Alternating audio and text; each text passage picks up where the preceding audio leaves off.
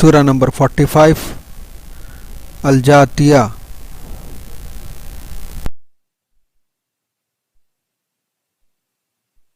بسم اللہ الرحمن الرحیم آمین تنزیل الكتاب من اللہ العزیز الحکیم ان فی السماوات والارض لآیات للمؤمنین۔ شروع اللہ کے نام سے جو بڑا مہربان نہایت رحم والا ہے۔ حامیم، اس کتاب کا اتارا جانا خدائے غالب اور دانا کی طرف سے ہے۔ بے شک آسمانوں اور زمین میں ایمان والوں کے لیے خدا کی قدرت کی نشانیاں ہیں، اور تمہاری پیدائش میں بھی اور جانوروں میں بھی جن کو وہ پھیلاتا ہے یقین کرنے والوں کے لیے نشانیاں ہیں، اور رات اور دن کے آگے پیچھے آنے جانے میں۔ اور وہ جو اللہ نے آسمان سے ذریعہ رزق نازل فرمایا، پھر اس سے زمین کو اس کے مر جانے کے بعد زندہ کیا، اس میں اور ہواؤں کے بدلنے میں عقل والوں کے لیے نشانیاں ہیں۔ یہ اللہ کی آیتیں ہیں جو ہم تم کو سچائی کے ساتھ پڑھ کر سناتے ہیں، تو یہ اللہ اور اس کی آیتوں کے بعد کس بات پر ایمان لائیں گے؟ ہر جھوٹے گناہگار پر افسوس ہے کہ اللہ کی آیتیں اس کو پڑھ کر سنائی جاتی ہیں تو ان کو سن تو لیتا ہے، مگر پھر غرور سے ضد کرتا ہے کہ گویا ان کو سنا ہی نہیں۔ سو ایسے شخص کو دکھ دینے والے عذاب کی خوشخبری سنا دو، اور جب ہماری کچھ آیتیں اسے معلوم ہوتی ہیں تو ان کی ہنسی اڑاتا ہے۔ ایسے لوگوں کے لیے ذلیل کرنے والا عذاب ہے، ان کے سامنے دوزخ ہے، اور جو کام وہ کرتے رہے کچھ بھی ان کے کام نہ آئیں گے، اور نہ وہی کام آئیں گے جن کو انہوں نے اللہ کے سوا معبود بنا رکھا تھا، اور ان کے لیے بڑا عذاب ہے۔ یہ ہدایت کی کتاب ہے، اور جو لوگ اپنے پروردگار کی آیتوں سے انکار کرتے ہیں ان کو سخت قسم کا درد دینے والا عذاب۔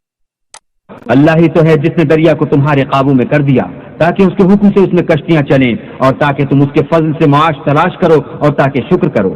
اور جو کچھ آسمانوں میں ہے اور جو کچھ زمین میں ہے سب کو اپنے حکم سے تمہارے کام میں لگا دیا۔ جو لوگ غور کرتے ہیں ان کے لیے اس میں قدرت خدا کی نشانیاں ہیں۔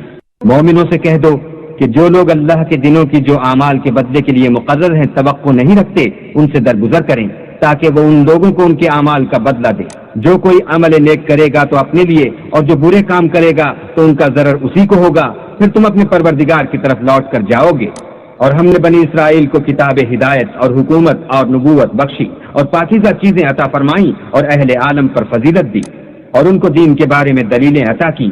تو انہوں نے جو اختلاف کیا تو علم آ چکنے کے بعد آپس کی ضد سے کیا۔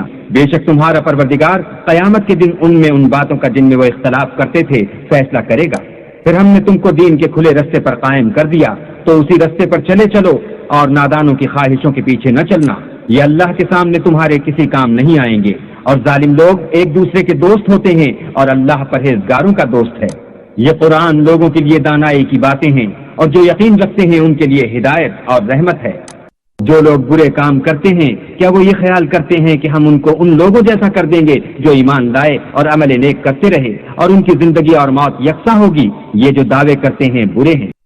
اللہ نے آسمانوں اور زمین کو حکمت سے پیدا کیا ہے، اور تاکہ ہر شخص اپنے اعمال کا بدلہ پائے، اور ان پر ظلم نہیں کیا جائے گا۔